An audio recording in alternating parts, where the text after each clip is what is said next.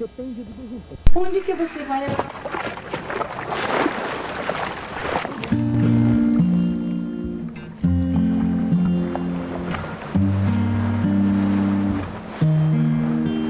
There is a legend that sometime in the 1st century, just after the death of Jesus, a boat full of refugees from the Holy Land arrived in the south of France. Oh, Mary,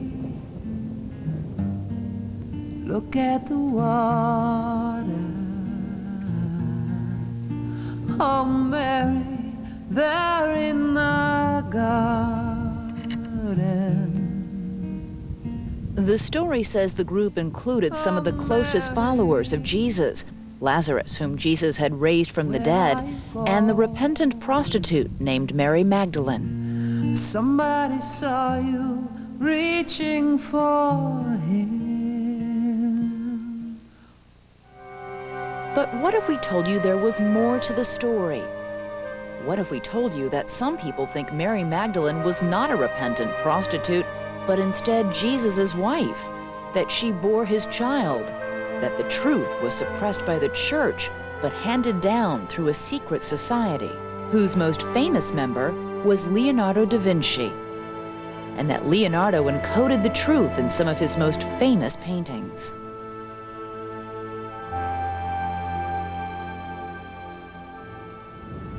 For the next hour, we're going to take a look at some of these extraordinary claims that have a lot of people talking right now because they appear in a best-selling novel called The Da Vinci Code. Our reporting took us from here in southern France to England to Italy to Jerusalem. What we found is that some of the claims the book makes are simply not credible, and some of the claims have been made before. But there are some surprising truths behind the story of Jesus, Mary Magdalene, and Leonardo da Vinci.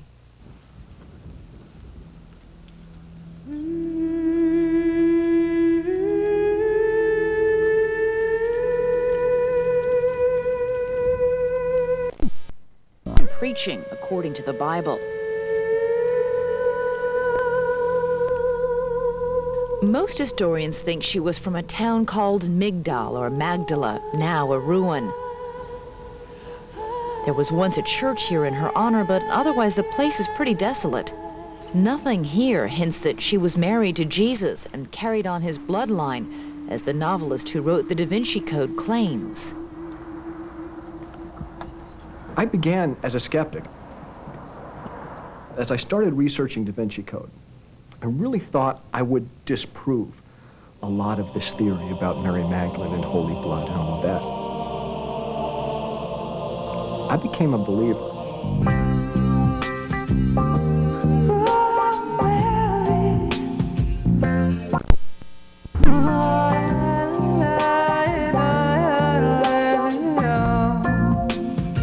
For centuries, Mary Magdalene has been depicted as a prostitute.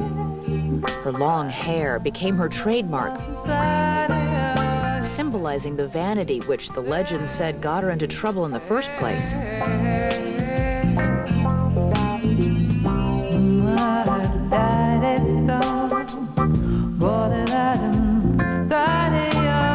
Dan Brown thinks she's been misrepresented. Nowhere in the Bible does it say Mary Magdalene was a prostitute. And that the church allowed this to happen in order to obscure the truth about her relationship with Jesus. Do you think that that was somehow some sort of effort to not just marginalize her, but impugn her integrity somehow? I personally do. And it's possible that his relationship with Mary Magdalene really was sort of set aside, and that she was portrayed in some way as a fallen woman. As a fallen woman, simply such that we could explain her presence. You know, Jesus wasn't in love with her, he was trying to help. Not a religious scholar, but it appears that his first claim that Mary Magdalene was not a prostitute is correct. The common belief today is that Mary Magdalene was a prostitute. Right. And that common belief is simply false. There's no factual basis for that long-standing tradition that Mary Magdalene was a prostitute, a woman of ill repute. How how did Mary Magdalene end up being described as a prostitute for nearly 2,000 years if there isn't any evidence? The Gospels in the New Testament picture Mary Magdalene as someone who had been possessed by devils and had been healed by Jesus. There is a reference to her in Luke's Gospel where Mary of Magdala, which is where she was from, was cured of 7 demons. And unfortunately for Mary Magdalene, she's introduced right after a story about a prostitute whom Jesus forgives for her sins. But she's introduced in such a way that it seems clear she's not the woman of the previous scene. So the fact that she had a demon problem doesn't imply at all that Mary Magdalene was sexually promiscuous. We have to appreciate what demons were in those days. And they're not, not like a science fiction. What are they? Basically, it's sickness, illness. And, they didn't have the medical technology and sophistication, so they would attribute to demons, to the evil spirits. So having demons driven you- out of her means she basically got better. You got better, yeah. However, in the year 591, the Pope at the time, Gregory the Great, gave a big Easter sermon declaring that Mary Magdalene and the unnamed prostitute were, in fact, the same person. Prior to the 6th century, we do not find any certain connection between Mary and the sinner or between Mary and a prostitute. The demarcation occurs with Gregory. That's an unfortunate circumstance. The Vatican eventually corrected that impression, but not until 1969, 1,378 years later.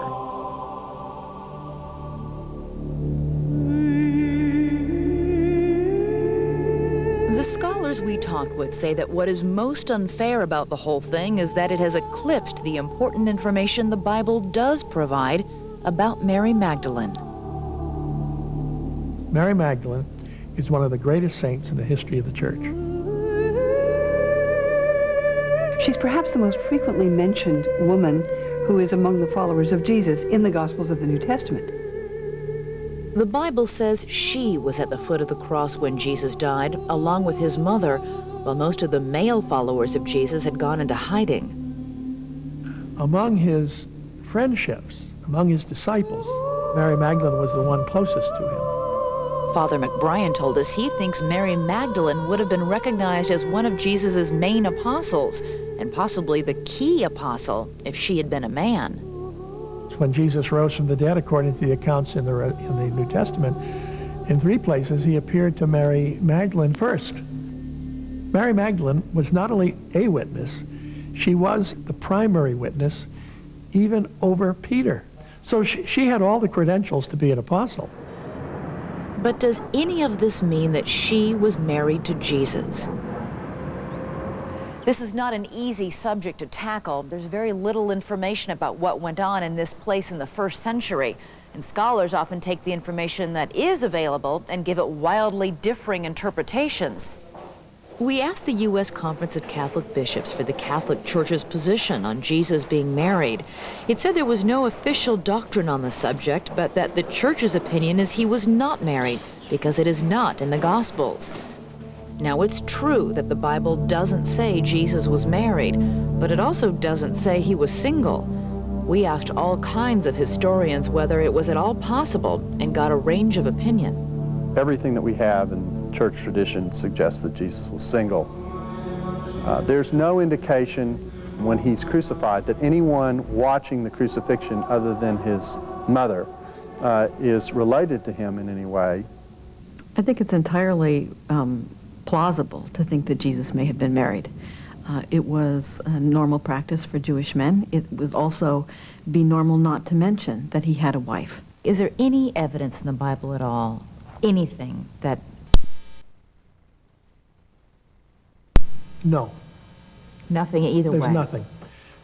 Which doesn't mean now, I'm not saying, therefore, it's impossible that he could have been married. Is it possible he was married? Yes. That wouldn't threaten his divinity in any way? None, in my opinion, unless you regard sexual intimacy and the married state as somehow sinful or corrupting, then the answer to your question is no, Jesus could have been married, and it would have been without any compromise whatever. And still be able to be the Son of God. Yes, and without any compromise of the church's historic faith in him as truly God and truly human. Jesus does a lot of things that are very human that don't take away from his divinity. I don't think it would necessarily detract from his divinity if he ended up being married, but I can suggest all kinds of things happened historically if there's no evidence for them and say, oh, believe this. But there's not one shred of evidence for it. Dr. Bock doesn't believe Jesus was married. Father McBrien thinks it's unlikely. Both point to the first letter of Paul to the Corinthians as proof. In it, Paul names a number of followers of Jesus who were married, but he doesn't mention Jesus himself. Paul is kind of whining, kind of complaining about the fact that he wanted to be married. How come he didn't say, and the Lord himself was married? He didn't. Now, this writing would have been within 20 to 25 years of the time of Jesus' ministry, and he would have had no reason to hide it. There's no later church conspiracy to hide Jesus' identity in this remark. Do you believe Jesus was married? I do. Margaret Starbird wrote several books that Dan Brown relied upon in writing the Da Vinci Code, and she says there is evidence in the Bible that Jesus was married if you just know where to look for it. In the Gospel according to John, Mary Magdalene is crying alone in the garden near his tomb when she is surprised by someone who turns out to be the risen Jesus.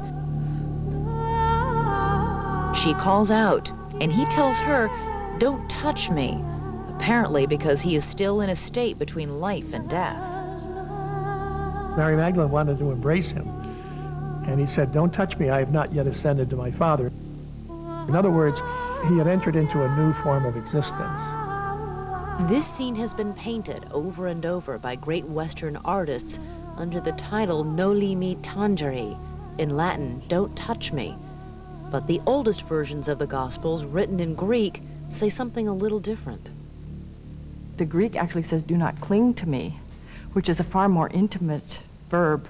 In other words, she's really embracing him, and he's saying, "Do not cling to me."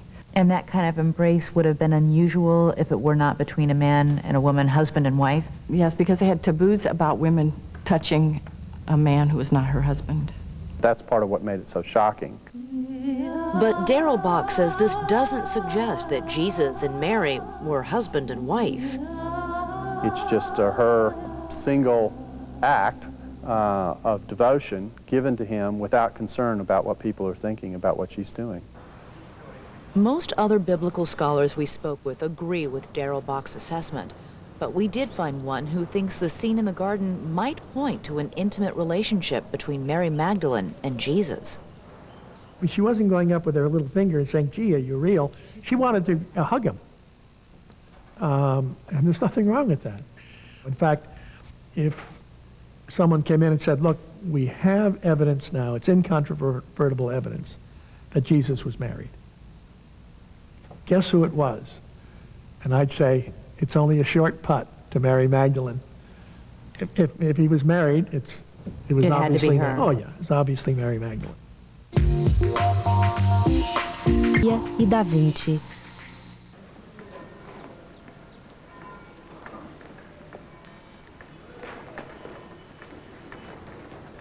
It is written that on the night before he died, Jesus gathered the 12 people closest to him for a Last Supper here in Jerusalem.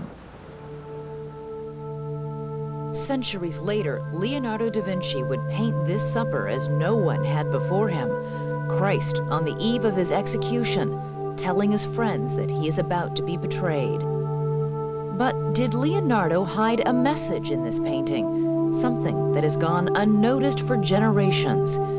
Clues about Jesus' relationship to a woman whom history has branded a prostitute.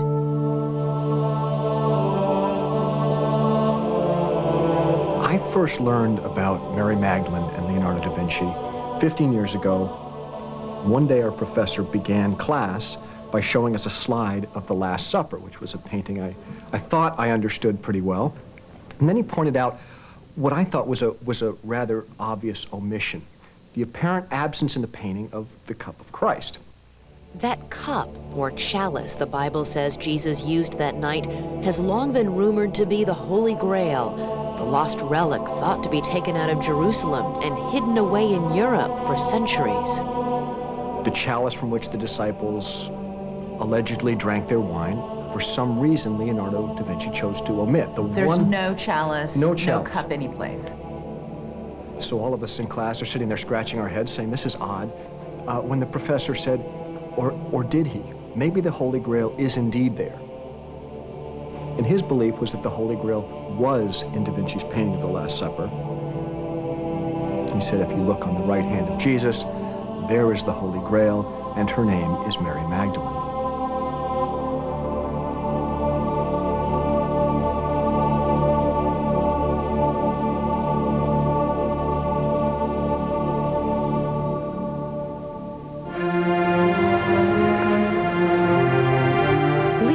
Lived in Florence in the 15th century. It was a city of controversial geniuses. Botticelli, Michelangelo. Leonardo was known for the subtlety of his drawing and his offbeat ideas. What kind of person was he? Describe him. What was his personality like? Well, it's very difficult to say. He was a reclusive individual. He was a very, very dedicated, committed, intellectual. We don't really know terribly much about his life because not too much was written at the time when he lived about him.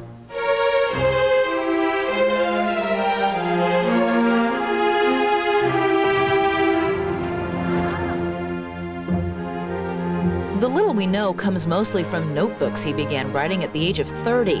Thousands of pages covered with his reversed left-handed script. Plans, observations, descriptions, and calculations. Historians told us these notebooks mention nothing about Mary Magdalene. But they do tell us that Leonardo had all kinds of unusual beliefs for his day. He believed men could find a way to fly 5 centuries before the invention of the airplane. And he had the unfortunate challenge of being a modern man of reason who was born into an age of deep religious fervor, an age when science was synonymous with heresy. And you think this is the kind of man who would hide information in his paintings? Absolutely, because he was living at a time when this information, you couldn't just stand on a street corner and proclaim how you felt on a topic that was contrary to the church. Dan Brown believes Leonardo put into his art what he kept out of his notebooks, and that he used his subtle style as a tool for conveying his true beliefs. In 1495, Leonardo da Vinci began painting The Last Supper on the wall of the Santa Maria delle Grazie church in Milan. Isn't it possible that that's a woman next to Jesus? No, of course not. It looks like a woman. No, it doesn't. Why don't you think so? Because it looks like a young male. I see no breasts. The fact that he has long hair, so does Christ have long hair. So does James, the figure with his arms stretched out, have long hair. So does that figure second from the left have long hair. But all the other figures, their faces look distinctly masculine, while John's looks quite feminine. It was just, matter of fact, in most representations of the Last Supper in Florence, he looks like he's a very, very young man. If you look at that painting, that is clearly a woman. So why do so many art historians dismiss this as absolutely bizarre and crazy? I think it's because we see what we've been told we see. But you also say you see significance in the way their bodies are positioned, and that it forms a V. I do. Paintings are symbolic by nature. The idea of the V in the painting, the V being the symbol, long before Leonardo da Vinci, the symbol of the feminine. This symbol here is essentially the womb, I mean, in its very strict symbolic sense. We were only able to find one prominent art historian who said he'd long believed the figure might be a woman and not a man. In 1979, I said the same thing. In fact, he was one of the world's leading Leonardo experts. Carlo Pedretti is head of the Leonardo Institute in Florence, Italy. We are looking at the copy of The Last Supper by Marco Doggiorno. Pedretti believes that studying the work of one of Leonardo's top students may prove the figure is a woman. Right underneath, he makes a portrait, a female portrait, out of John, the Apostle John. The student ended up making a portrait based on the figure seated beside Jesus in Leonardo's Last Supper tableau. This is exactly the thing that we have seen before, with the same kind of hair, that's right. You know, it's this beautiful curly hair, a cascade like water, and beautiful features. This is definitely not a man. But if Leonardo did know something about Mary Magdalene that most people did not know, who gave him this information? The novel The Da Vinci Code suggests that he belonged to a secret society that passed this dangerous knowledge down from generation to generation.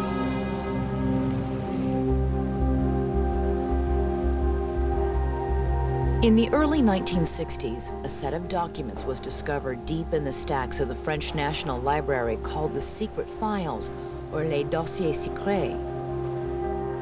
It is unclear where they came from. The documents make several references to something called the Priory of Zion and a series of priory grand masters through the centuries. The names include some of the most famous artists and thinkers in Western history: Isaac Newton, Botticelli. One of the names is Leonardo da Vinci. Carlo Pedretti was fascinated because little is known about Leonardo's last years except that he went to live in France. He's looked for evidence that Leonardo belonged to a secret Priory of Zion. And I found a few connections that could not be invented. So I wanted to go to the bottom of it, and sure enough, I got nowhere. He is still looking today.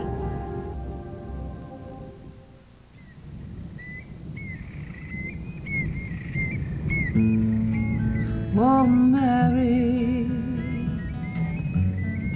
there in the garden. Oh, Mary, where have you gone? Roll away the stone of time. The truth will wash your troubled mind. Roll away to heaven. One of the ideas behind the novel The Da Vinci Code is that not only was Mary Magdalene married to Jesus, but that she had a child with him, and that after the crucifixion she fled the Holy Land and brought the child to France, that their descendants married into French nobility and formed the Priory of Zion, a secret society that eventually recruited men like Leonardo da Vinci. There is no evidence of a child or bloodline in any historical documents anywhere. Those who believe there was a child think this information can be found in legends circulating for centuries in the south of France. Most famously, the legend about the cup of Christ, the Holy Grail. I believe that the sacred vessel that once contained the blood of Christ was Mary Magdalene herself, as the vessel of his child, the vessel for his family. The legend says the cup was used at the Last Supper and to catch Jesus' blood at the crucifixion, that it was smuggled to France in the 1st century. In a way, this parallels the story that is told about Mary Magdalene. And we have the legends that say that fleeing persecution, this little boat with no oars shows up on the coast of France, and they bring with them the Holy Grail. Margaret Starbird thinks the Holy Grail was not just Mary Magdalene, but the child of Mary and Jesus. Now, I believe that danger to her, possibly because she was a mother, made it important for the family and friends of this woman to keep her in hiding. And I believe, actually, that they took her away from Jerusalem. They would have taken her to a place of safety. The locals in Provence say there was a child with the group, a dark-skinned teenager named Sarah. She is said to have ridden on a horse around the countryside here, curing sick children. But the legend says she was an Egyptian servant and not the child of Mary Magdalene. Oh, sacrilege. Oh, sacrilege, sacrilege. Because it's not nice to say things like that about Jesus. Jesus was never married to anybody. But nobody knows what happened to Sarah. They say she simply vanished, like the Holy Grail, which goes missing in many of the legends. And the earliest versions of the Grail story are not about King Arthur and the Knights of the Round Table. One talks about a group of knights called Templars, thought to be modeled on the Knights Templar, who were real Crusader knights in the 12th century. These are, or were, some of them. And if you look at what the Grail romances tell us about the Templars, they were referred to as the guardians of the Grail and the Grail family. In 1982, Henry Lincoln and two colleagues wrote a controversial book suggesting that the Grail family were French nobles descended from Jesus and Mary Magdalene. Lincoln's book is a key source for the claims that appear in the Da Vinci Code saying that Mary Magdalene and this bloodline are the Holy Grail. Henry Lincoln based many of his ideas on those strange secret documents in the French National Library. They included an elaborate family tree which went all the way back to monarchs who ruled in the south of France in the generations after Mary Magdalene and Jesus lived, the Merovingian kings. Lincoln says he looked into the Merovingians and it all became clear, at least to him. The Merovingians have a very strange story in relation to their origin.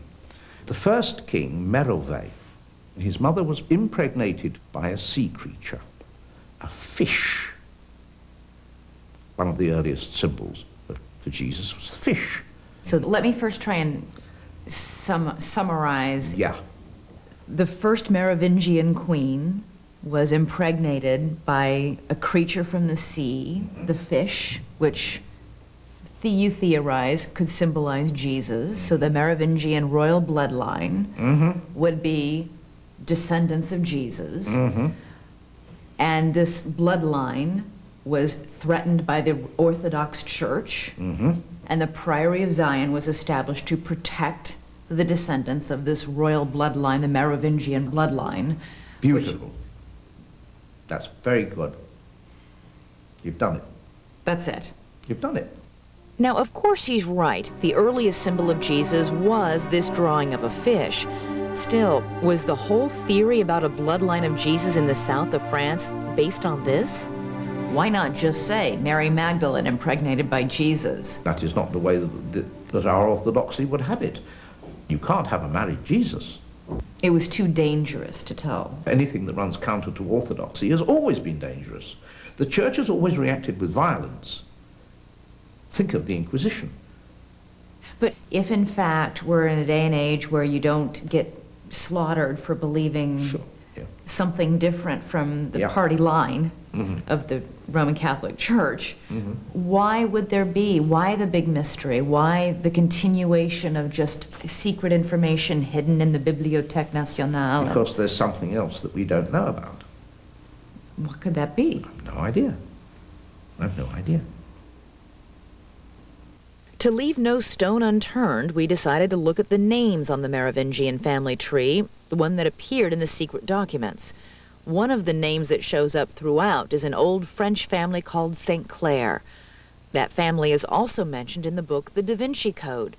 We located two Scottish nobles living in London who claimed to be from a branch of this family, the Sinclairs.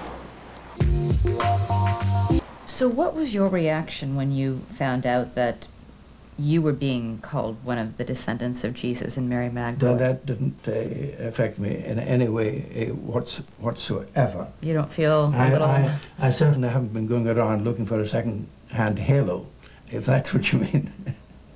Niven Sinclair told us the bloodline of Jesus and Mary Magdalene does exist. Your family married into Jesus's bloodline. Well, by the time it gets to me, it'll be very, very, very diluted. A Sinclair ancestor, William Sinclair, built this famous church in Scotland, often referred to as the Chapel of the Grail that appears in the legends of King Arthur, Rosslyn Chapel. Niven Sinclair's distant cousin Andrew told us that the family had always been the Knights of the Grail, what he called guardians. But as far as whether or not their family is clearly descended from Jesus and Mary Magdalene, Niven's cousin Andrew, who we were told is the family genealogist, is more of a skeptic. There's no proof that actually this is the bloodline of Mary Magdalene and Jesus. We interviewed a number of scholars who specialized in medieval history and Grail mythology. The vast majority told us that the Knights Templar had no particular connection to Mary Magdalene and that there was no proof any Priory of Zion ever existed. The idea of the story of Jesus as married with Mary Magdalene, it was concocted probably at the mid of the 19th century. Umberto Eco, who has researched the story, has an entire room in his home that he calls his library of books about wrong theories, including books saying the earth is flat. He puts the whole theory about the Holy Grail being Mary Magdalene into this category. He thinks the Grail is simply a fairy tale. The Holy Grail is born as a literary invention. It's a literary invention. The historical reality of the Holy Grail is the same than the reality of Pinocchio, a Little Red Riding Hood. Our attempt to unravel the legends and stories in the south of France had been a strange detour.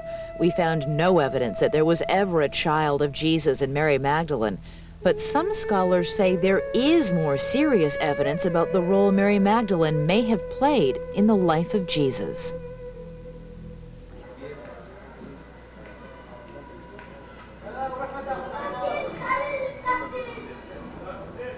If you look at the Christian Bible, it's clear there are large holes in the stories we have about the life of Jesus. The church chose the 4 Gospels that tell his story in the New Testament, but there were other stories written about Jesus. Other Gospels so controversial the church ordered them destroyed. And they were, except for one set of copies, and it remained hidden in Egypt until about 50 years ago.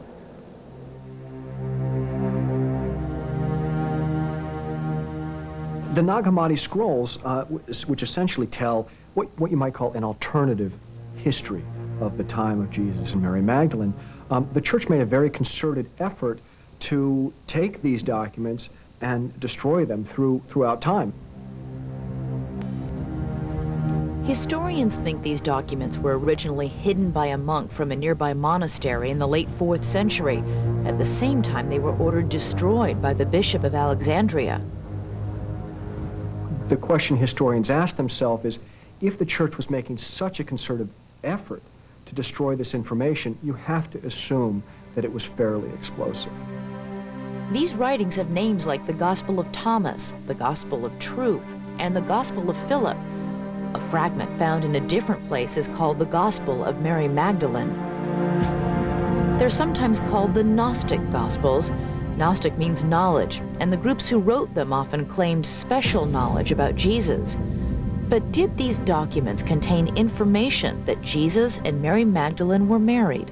There is a line that states very clearly that Mary Magdalene was the favorite of Jesus, and he kissed her often on the mouth. Well, sort of. Apparently the parchments are damaged. In the Gospel of Philip, Jesus is kissing Mary Magdalene often on the, and then there's this hole in the text, actually, into which you could insert the word mouth or foot or cheek or forehead. But anyway, whatever it is that he's kissing, the other disciples are jealous. And whether Jesus loves Mary in some kind of sexual way is a possible implication of the story. The same text, the Gospel of Philip, also says Mary Magdalene was called his companion. The word koinonos in Greek can mean companion and often means partner. There is these tantalizing hints, but they're not definitive. The 4 New Testament Gospels are thought to have been written several decades after Jesus lived, but there is some question about when the Gnostic Gospels were written. They were certainly around by the 4th century when the church officially rejected them, so some scholars say they should be disregarded altogether. Elaine Pagals disagrees. From internal evidence and from evidence of manuscript traditions, we realize that in fact some of them may be in fact very early. Pagals says they do tell us how Mary Magdalene was remembered and regarded by some early Christians. If I were guessing, and we are guessing, I would guess that there was a special relationship between Mary Magdalene and Jesus. I would also guess that it did not take a sexual form. Pagals thinks the language about kissing is symbolic, but that there is evidence Mary Magdalene was remembered as a powerful figure in the movement.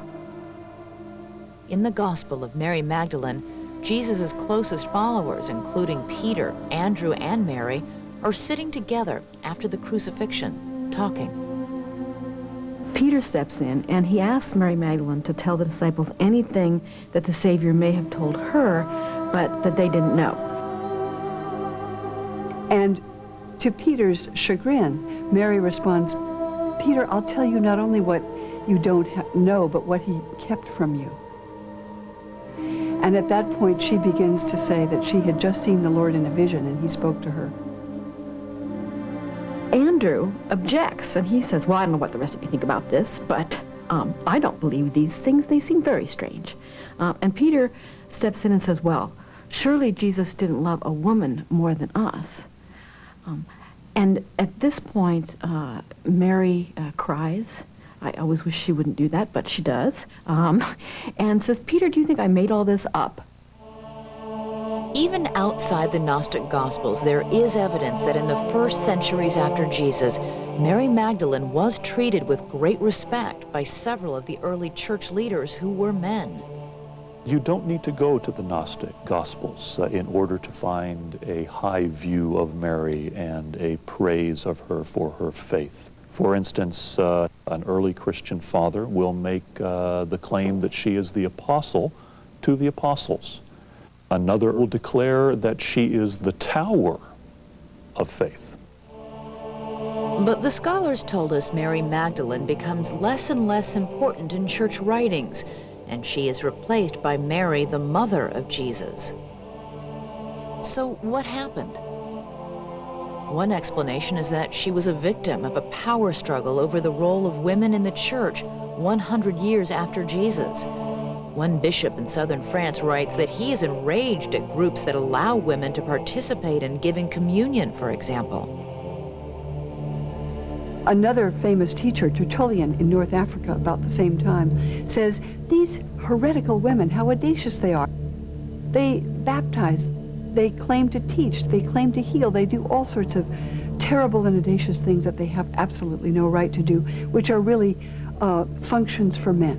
There's a battle going on, and in our texts of the 2nd century, we can see it laid out. Mary Magdalene was clearly privileged.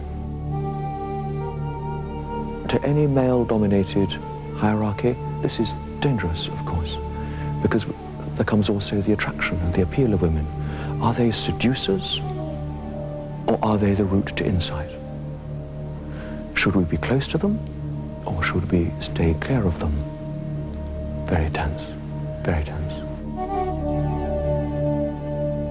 What you find about the year 150 or the year 200 is the systematic exclusion of women from any positions where they would be visible, where they would speak out, where they would have roles of authority. That effort to marginalize women may be why Mary Magdalene diminished in importance over the years. I think it's very likely that it was deliberate. I think the charge that she was a prostitute is an excellent way of refuting the claim that she is a specially revered apostle and teacher. As historians, we can't really say what people's motives were. What we can do is we can look at the effects. And the effects were clearly to undermine women's authority in the church. Our history books have been written by the winners, those societies or those individuals who have conquered and survived. Every picture, every stained glass window from infancy onwards, there is Jesus in a white robe, long hair and a beard, standing by himself, surrounded at a modest and gracious distance by 12 men. How different it would be if our image of Jesus needed instead to be of Jesus with a wife and with children around him. What difference would it make? Well, it would certainly reopen the question, what does the church think about sex? Christianity has had a very unhealthy attitude to sexuality. And had Jesus been married, and I'm not discounting the possibility, but if we had clear evidence that he was married, and even that he had a family, that would have knocked out of the box all this nonsense that has been part and parcel of the Christian tradition, small t, for so many centuries, that somehow sex is not so nice. We started out searching for the truth behind a novel and a centuries-old legend that Jesus may have been married to a woman everybody long considered to be a prostitute. We didn't find any proof that Jesus ever had a wife or that he left behind a child when he died, nor did we unlock the mysteries behind the Holy Grail. But we did learn a lot more about a man who changed history and the woman who was very important to him. Whether or not they were husband and wife, this is a love story, because we discovered that Mary Magdalene was closer to Jesus than we ever imagined. Why do you think your book has touched such a nerve? The mysteries of spirituality, the Holy Grail, the origins of our religions, these are topics that resonate at a deep, deep spiritual level, really at the core of the human psyche. And whether or not, whether you agree or disagree with the topics, they're on the table and we're talking about them. And these are topics that for centuries have been taboo. But you get talking only about Mary Magdalene and Jesus and sex, you lose I think the more important and historically important point, that here 20 centuries ago, we had a great religious leader named Jesus of Nazareth who broke through the barriers of cultural bias and had among his disciples and closest friends women who didn't just, go around getting the tea and sweeping up after the boys left. She really was every bit as much an apostle, a companion, spokesperson for Jesus and his gospel as any of the men were. Sometimes religion is presented as something that's fixed and stable, whether you have to accept it or reject it. But the fact is that religious traditions, and certainly Christianity among them, is very diverse, very filled with possibilities. And we need to take responsibility for the kind of religion that we make.